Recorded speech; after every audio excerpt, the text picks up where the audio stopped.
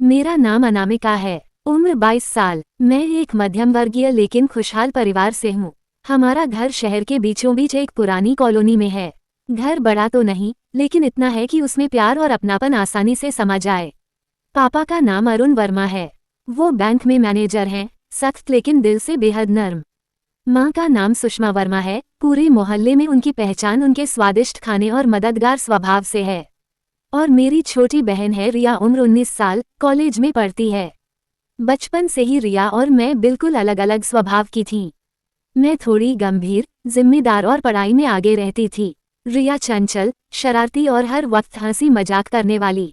पापा अक्सर कहते, अनामिका तू तो घर की शान है, हर काम सोच समझकर करती है। और ये रिया, ये तो बस हमारी जान है, बिना इसके शोरगुल के घर सूना लगता है। सच कहूँ तो पापा का ये कहना हमें बहुत अच्छा लगता था। मैंने हाल ही में ग्रेजुएशन पूरा किया था। आगे MA करने का इरादा था, मगर माँ पापा अब मेरी शादी को लेकर सोचने लगे थे। हर रोज अखबार में रिश्तों के कॉलम देखते, रिश्तेदारों से बात करते।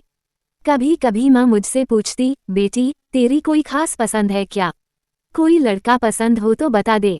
मैं हल्के से मुस्कुरा देती, माँ मुझे तो वही चाहिए जो आप सबको पसंद आए।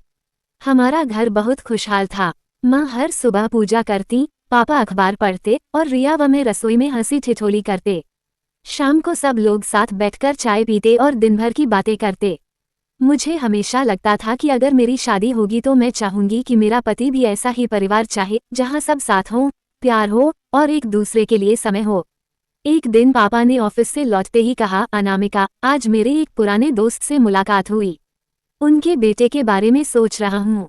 लड़का बहुत अच्छा है, पढ़ाई लिखाई में भी अच्छा और नौकरी भी करता है। माँ और रिया दोनों मेरी ओर देखने लगी। मैं शर्म से लाल हो गई और बोली, पापा आप जैसे ठीक समझें। पापा ने जिस दोस्त का जिक्र किया था, उनका नाम शेखर मेहता था। वे पापा के कॉलेज के साथ ही रह चुके थे और कई सालों बाद अचानक उनसे मुलाकात हुई। बातचीत के दौरान जब पापा ने बताया कि मेरी शादी की बातें चल रही हैं, तो उन्होंने तुरंत अपने बेटे का जिक्र किया। लड़के का नाम था अभिषेक मेहता, उम्र 27 साल, ऊंचा लंबा कद, आत्मविश्वास से भरी मुस्कान और सबसे खास, उसकी सोच आधुनिक थी लेकिन दिल अब भी पुरातन मूल्यों से जुड़ा हुआ। वो एक प्राइवेट कंपनी में इंजीनियर था और साथ ही परिवार का बहुत ध्यान रखने वाला भी। पापा जब उसके बारे में बता रहे थे तो माँ की आंखों में संतोष था और मेरे चेहरे पर हल्की सी लाज। तभी रिया ने शरारत से कहा, दीदी लगता है जीजाजी बड़े हीरो टाइप होंगे। कुछ दिनों बाद अभिषेक अपने माता पिता के साथ हमारे घर आया। उस दिन मैं बहुत घबराई हुई थी। माँ ने मुझे गुलाबी रंग की साड़ी पहनाई और रिया ने चुपके से मेरी आंखों में काजल लगा दिया। जब अभिषेक पहली बार घर में दाखिल हुआ तो उसकी नज़रें एक पल के लिए मुझ पर टिक गईं। उसकी मुस्कान में एक सादगी थी जिसने मेरे मन की घबराहट को शांत कर दिया। रिया ने हंसते हुए माहौल हल्का कर दिया। मुझसे भी कुछ सवाल किए गए, मेरी पढ़ाई, शौक और आगे के सपनों के बारे में। और फिर अभिषेक ने हल्की मुस्कान के साथ कहा, मैं ज्यादा कुछ नहीं चाहता, बस मेरी पत्नी मेरी दोस्त जैसी हो, जिससे मैं अपनी हर खुशी और हर परेशानी बांट सकूं। उसकी यह बात सुनकर मेरे दिल में जैसे कोई तार झंझना उठा। उस मुलाकात के बाद दोनों परिवारों ने हामी भर दी। मुझे लगा जैसे सब कुछ बहुत जल्दी हो रहा है, लेकिन अजीब बात यह थी कि मन में कोई डर नहीं था, बल्कि हर रात यही सोचती, अब मेरी जिंदगी में एक नया साथी आने वाला है। घर का माहौल शादी की तैयारियों से बदल गया था। रिया हर वक्त कुछ न कुछ सजेशन देती, दीदी ये साड़ी तो आपकी पसंदीदा है, इसे मेहंदी में पहन लेना। ये गीत मैं खुद गाऊंगी, आप बस नाचना। माँ रिश्तेदारों को फोन करने और लिस्ट बनाने में व्यस्त थी और पापा बार बार कहते, मेरी बेटी की शादी है, सब यादगार होना चाहिए। आखिरकार वो दिन आ गया। मंडप में रोशनी, ढोल नगाड़े, रिश्तेदारों की भीड़ और हर चेहरे पर खुशी थी। मैं दुल्हन के जोड़े में बैठी थी और सामने अभिषेक वरमाला लिए मुस्कुरा रहा था। वरमाला हुई, 7 फेरे पूरे हुए और मैं अनामिका से अनामिका अभिषेक मेहता बन गई। शादी के बाद जब पहली बार मैं उसके घर पहुंची तो दिल बहुत जोर से धड़क रहा था।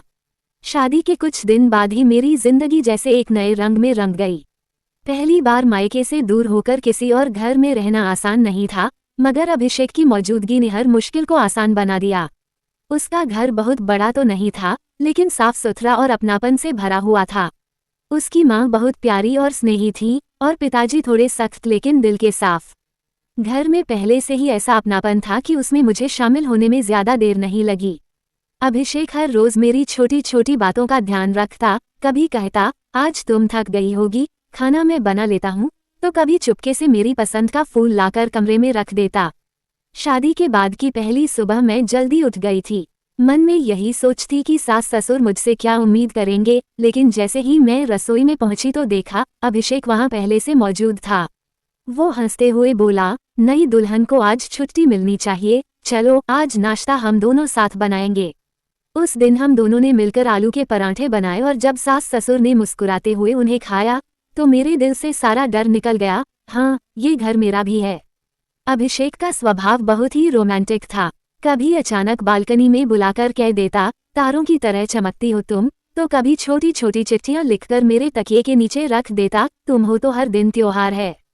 शादी के बाद की हमारी जिंदगी किसी फिल्मी कहानी जैसी लगती थी, जहां हर सुबह नई उम्मीद लेकर आती और हर रात नई हंसी छोड़ जाती। फिर भी कभी कभी मायके की बहुत याद सताती। रिया की शरारतें, माँ की रसोई की खुशबू और पापा की सख्त बातें दिल को खींच लाती। जब भी मैं उदास होती अभिषेक तुरंत समझ जाता। एक बार तो उसने अचानक कहा, चलो आज तुम्हें मायके ले चलते हैं, सबको सरप्राइज देंगे। और सच में बिना किसी तैयारी के मुझे गाड़ी में बिठाकर मायके पहुंचा दिया।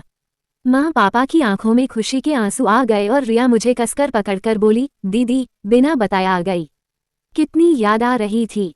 अभिषेक सिर्फ रोमांटिक ही नहीं था बल्कि बेहद जिम्मेदार भी था। ऑफिस से देर रात लौटने के बाद भी मेरे साथ बैठकर दिन भर की बातें करता और मेरे सपनों पर चर्चा करता। एक बार बोला, तुम्हें करना है ना, मैं चाहता हूँ कि तुम जरूर पढ़ाई आगे बढ़ाओ, मैं हमेशा साथ दूंगा। धीरे धीरे मैंने ससुराल में सबका दिल जीत लिया। सास अक्सर कहती, अनामिका तूने इस घर में रौनक भर दी है, और पिताजी मुस्कुराकर कहते, बेटा तू हमारी बहू नहीं बेटी है। हमारी शादीशुदा जिंदगी बेहद खूबसूरती से आगे बढ़ रही थी, मगर जिंदगी हमेशा एक जैसी नहीं रहती। कुछ महीने बहुत अच्छे गुजरे, हर दिन नया उत्साह और नया अनुभव लेकर आया, लेकिन कहते हैं ना जिंदगी कभी भी एक ही लय में नहीं चलती। एक सुबह अचानक मुझे अजीब सी कमजोरी महसूस हुई, शरीर भारी लगने लगा और तेज बुखार चढ़ आया। सासू माँ ने तुरंत डॉक्टर को बुलाया। जांच के बाद डॉक्टर ने कहा, कुछ हफ्तों तक इन्हें आराम की सख्त जरूरत है। ज्यादा थकान और ज्यादा काम बिल्कुल नहीं। ये सुनते ही मेरे मन में चिंता बैठ गई, घर के कामकाज कौन करेगा, सबको परेशानी होगी। लेकिन तभी अभिषेक ने मेरा हाथ पकड़कर मुस्कुराते हुए कहा, तुम्हें बस आराम करना है, बाकी सब मैं और माँ संभाल लेंगे। अभिषेक दिन रात मेरी देखभाल करता, ऑफिस से लौटकर मेरे लिए सूप बनाता, दवाइयाँ देता और माथे पर ठंडी पट्टियाँ रखता, मगर उसकी आंखों में चिंता साफ झलकती रहती। एक शाम उसने माँ से कहा, माँ अनामिका को आराम चाहिए। मुझे लगता है अगर रिया कुछ दिन के लिए आ जाए तो अच्छा होगा, वो दीदी का मन भी लगा लेगी और मदद भी हो जाएगी। माँ ने हामी भर दी। पापा को फोन किया गया और अगले ही दिन रिया हमारे घर आ गई। उसे देखते ही मेरी आंखों में चमक आ गई। मैं बिस्तर पर बैठी थी और वो भागकर मेरे पास आकर बोली, दीदी कैसी हो, इतने दिनों में बीमार हो गई, मुझे पहले क्यों नहीं बताया। उसने गले लगाकर मेरे माथे पर हाथ रखा तो मेरी आंखें नम हो गईं। तू आ गई ना, अब सब ठीक हो जाएगा। रिया का नटखट स्वभाव पूरे घर में रौनक भर गया। अभिषेक से तो उसकी खास दोस्ती हो गई। कभी रसोई में खड़े होकर हंसते हुए कहती, जीजाजी आप तो दीदी के हाथों की चाय पीकर बिगड़ गए हैं, आज मेरी बनी चाय पीकर देखिए। तो कभी छेड़ते हुए बोल देती, दीदी तो बीमार हैं, अब आपके सारे काम मुझे ही संभालने पड़ेंगे। जीजाजी आप नखरे बहुत करते हो। अभिषेक भी मुस्कुराकर जवाब देता, हाँ भाई अब तो मैं तुम्हारे ही भरोसे हूँ। उनकी इस नोक झोंक से घर का माहौल हल्का फुल्का हो जाता और मैं भी मुस्कुरा देती। रिया दिन रात मेरा ख्याल रखती, दवा खाना नींद सब कुछ समय पर करवाती। कभी रात को मेरे पास बैठकर बचपन की बातें छेड़ देती, दीदी याद है जब आप मुझे स्कूल छोड़ने जाती थी और मैं बार बार आइसक्रीम की जिद करती थी। उसकी बातों पर मेरी हंसी छूट जाती और बीमारी के बावजूद घर का माहौल खुशनुमा बना रहता। इसी बीच अभिषेक के कुछ दोस्त भी आते जाते रहते, कभी किसी की पार्टी का जिक्र होता तो कभी ऑफिस की मीटिंग का। रिया सबके साथ खुलकर बातें करती और हर कोई उसकी चंचलता से प्रभावित हो जाता। कई बार मैं सोचती, कितनी जल्दी रिया इस घर में घुल मिल गई। सच में बहन का होना कितना बड़ा सहारा है। लेकिन मन के किसी कोने में ये एहसास भी था कि यही सहज माहौल आगे चलकर हमारी जिंदगी को एक अनजाने मोड़ पर ले जाएगा। डॉक्टर ने सख्त आराम की सलाह दी थी, इसलिए घर की अधिकतर जिम्मेदारियां अब रिया ने अपने ऊपर ले ली थीं। रात को जब सब सो जाते तो वह अक्सर मेरे पास बैठ जाती और पुरानी बातें याद दिलाने लगती। दीदी, याद है बचपन में जब मैं छुपकर आपकी डायरी पढ़ती थी? मैं हल्की मुस्कान के साथ कहती, हाँ, और फिर मैं तुझे डांटती थी, लेकिन तू मानती कहाँ थी। उन रातों में हमारी बातें देर तक चलती, कभी हंसी कभी आंसू। यही तो बहनों के रिश्ते की असली खूबसूरती थी। दिन में रिया और अभिषेक की मजेदार नोकझोंक चलती रहती। कभी रिया हंसते हुए कहती, जीजाजी आप तो कामचोर हो, देखिए रसोई में मदद तो करते नहीं, बस दीदी को परेशान करते रहते हो। और अभिषेक तुरंत मुस्कुराकर जवाब देता, अरे मैडम, मैं तो आपकी दीदी का दास हूँ, अब आप भी मुझे आदेश देने लगी। ये सुनकर दोनों ठहाका लगाते और मैं बिस्तर पर बैठी उन्हें देखकर दिल ही दिल में खुश होती कि मेरे पति और बहन इतने अच्छे दोस्त बन गए हैं। सास ससुर भी रिया को बेहद प्यार करने लगे थे। सासू माँ अक्सर कहती, रिया तूने इस घर में नई जान डाल दी है, तेरी बातें सुनकर लगता है जैसे कोई चिड़िया हर वक्त चहक रही हो। रिया हंसकर जवाब देती, मान जी, मैं तो बस दीदी की परछाई हूँ, जहाँ दीदी होंगी वहाँ मैं भी रहूंगी। अभिषेक के ऑफिस के दोस्त भी घर आते जाते रहते और रिया उनसे भी खुलकर बातें करती। एक दिन उनमें से एक ने मजाक में कहा, अरे अभिषेक, तुम्हारी साली तो बड़ी नटखट है, संभालना मुश्किल होगा। अभिषेक ने मुस्कुराते हुए कहा, हाँ, लेकिन ये घर की शान है, इसकी मस्ती ही सबको जोड़कर रखती है। ये सुनकर रिया खिलखिला उठी और मैंने महसूस किया कि वाकई मेरे घर की तस्वीर बदल चुकी है। बीमारी के बावजूद मुझे कभी अकेलापन महसूस नहीं हुआ। रिया मेरी ताकत बन गई थी और अभिषेक की देखभाल ने मुझे एहसास दिलाया कि मैं कितनी किस्मत वाली हूँ। कई बार सोचती, काश ये दिन ऐसे ही चलते रहें। रिया की हंसी, जीजाजी का प्यार और इस घर का अपनापन, यही तो जीवन की असली खुशी है। लेकिन कहते हैं न, हर खुशी के पीछे कहीं न कहीं एक परीक्षा छिपी होती है। ऐसी ही एक रात हमारे जीवन में तूफान बनकर आई, जिसने सब कुछ हिला कर रख दिया। शादी के बाद के ये महीने जैसे सपनों जैसे बीते थे। मैं धीरे धीरे ठीक हो रही थी, मगर अब भी ज्यादा काम करने की इजाजत नहीं थी। रिया सब कुछ संभाल लेती और घर का हर कोना उसकी हंसी से गूंजता रहता। एक दिन अभिषेक के ऑफिस के दोस्तों ने कहा, यार बहुत दिन हो गए, चल आज हमारी तरफ से एक छोटी सी गेट टुगेदर रखते हैं। शाम को 3-4 दोस्त घर आए। रिया ने सबके लिए नाश्ता बनाया और माहौल खुशनुमा हो गया। हंसी ठिठोली, पुराने किस्से, गाने, सब कुछ चल रहा था। दोस्तों ने थोड़ा बहुत ड्रिंक भी किया। मैं उस वक्त कमरे में आराम कर रही थी, इसलिए वहां ज्यादा देर नहीं बैठ पाई। रिया बीच बीच में सबको खाना पीना परोस देती रही। अभिषेक, जो आमतौर पर बहुत संभल कर रहता था, उस दिन दोस्तों के कहने पर उसने भी कुछ पैक ज्यादा ले लिए। करीब 10 बजे तक पार्टी खत्म हुई और सब दोस्त चले गए। घर शांत हो गया। सास ससुर अपने कमरे में सो चुके थे। रिया ने भी काम निपटाकर अपने कमरे में जाने की तैयारी की। अभिषेक हल्के नशे में था, उसकी आंखों में नशे का असर साफ दिख रहा था। रिया पानी लेकर लिविंग रूम में आई तो देखा अभिषेक वहां बैठा है। वो मुस्कुराते हुए बोला, अनामिका, तुम इतनी देर कहाँ थी? मैं तुम्हारा इंतजार कर रहा था। रिया चौंक गई। जीजाजी, मैं रिया हूँ। लेकिन नशे की हालत में अभिषेक ने ध्यान ही नहीं दिया। वो लड़खड़ाते कदमों से उठा और बोला, तुम जानती हो, तुम्हारे बिना मैं अधूरा हूँ। रिया घबरा गई। उसने तुरंत पीछे हटते हुए कहा, जीजाजी, होश में आइए, मैं आपकी पत्नी नहीं, उनकी बहन हूँ। उस पल रिया के दिल की धड़कन तेज हो गई। उसने कभी सपने में भी नहीं सोचा था कि जीजाजी ऐसी गलती कर सकते हैं, लेकिन वो समझ रही थी कि ये सब नशे की वजह से है। उसने जल्दी से अभिषेक को सहारा देकर उनके कमरे तक पहुंचाया। जीजाजी, आप अभी सो जाइए, कल सब ठीक हो जाएगा। अभिषेक बिस्तर पर लेट गया, उसकी आंखें बोझिल हो रही थीं। रिया कमरे से बाहर निकलते हुए कांप रही थी। हे भगवान, ये क्या हो गया? अगर दीदी को पता चला तो? रिया पूरी रात सो नहीं पाई। उसके मन में डर था, शर्म थी और गहरी उलझन भी। वो जानती थी कि अभिषेक बुरे इंसान नहीं है, लेकिन नशे की हालत ने सब बिगाड़ दिया। दूसरी तरफ मैं अपने कमरे में चैन से सो रही थी, इस बात से बिल्कुल अनजान कि मेरे जीवन में एक तूफान आने वाला है। अगली सुबह जब नशा उतर गया तो अभिषेक को एहसास हुआ कि उसने कितनी बड़ी गलती कर दी। अब कहानी और गहरी होने वाली थी। सुबह की धूप खिड़की से भीतर झांक रही थी। पंछियों की चहचहाहट सुनाई दे रही थी, लेकिन घर का माहौल भारी लग रहा था। अभिषेक धीरे धीरे आंखें खोलता है। सिर भारी था और शरीर थका हुआ। जैसे ही पिछली रात की बातें याद आई, उसका दिल जोर जोर से धड़कने लगा। हे भगवान, मैंने क्या कर दिया? उसके माथे पर पसीना छलक आया। वो जानता था कि उसने होश खोकर रिया को अनामिका समझ लिया था। अब वो अपने आप से ही नजरें नहीं मिला पा रहा था। दूसरी ओर रिया के कमरे में भी रात भर नींद नहीं आई थी। वो सोच रही थी, क्या मुझे दीदी को सब बता देना चाहिए या चुप रहना चाहिए? अगर दीदी को चोट पहुंची तो? सुबह जब उसकी नजर अभिषेक पर पड़ी तो उसने देखा कि उसके चेहरे पर गहरा पछतावा था। रिया चुपचाप रसोई में काम कर रही थी। अभिषेक वहां आया, उसकी आंखें झुकी हुई थीं। धीरे से बोला, रिया, मुझे तुमसे माफी मांगनी है। कल रात में नशे की वजह से होश खो बैठा। मुझे होश ही नहीं रहा कि तुम अनामिका नहीं हो।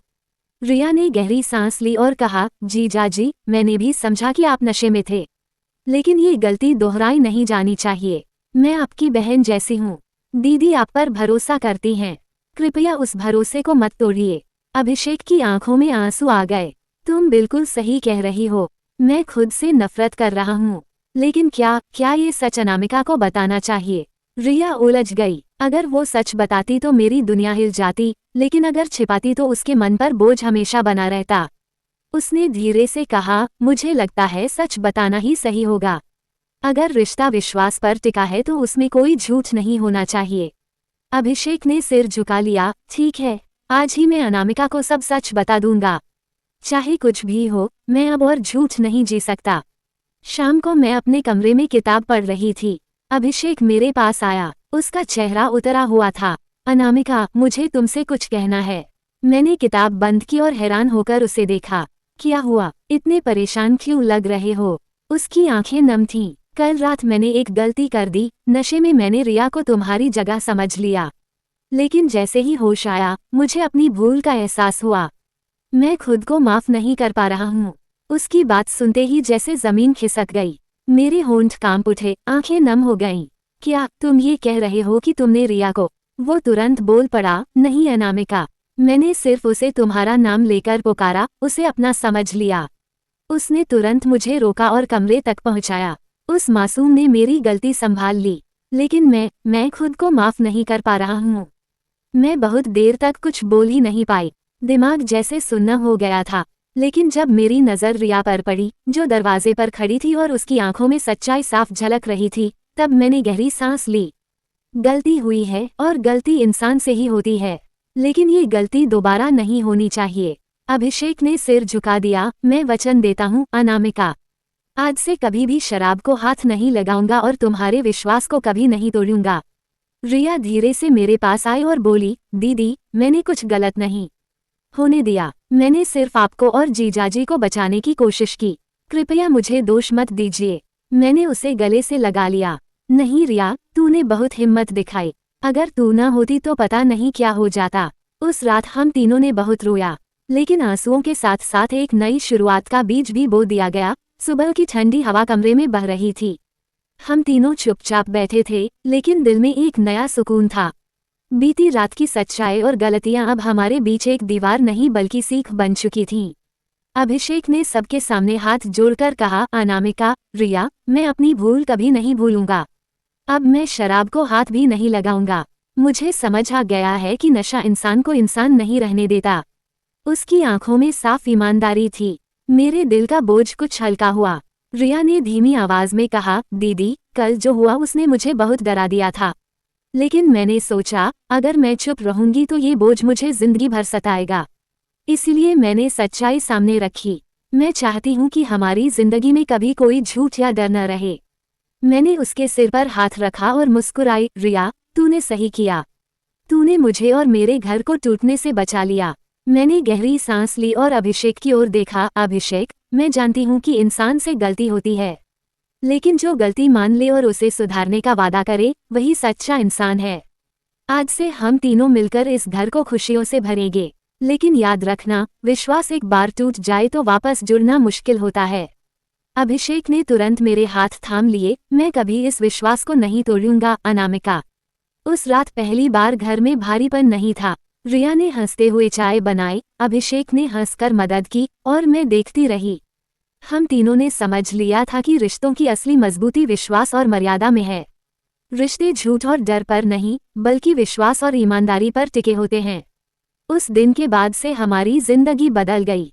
हमने अपने रिश्ते को और मजबूत बनाया और हर दिन एक नई शुरुआत की।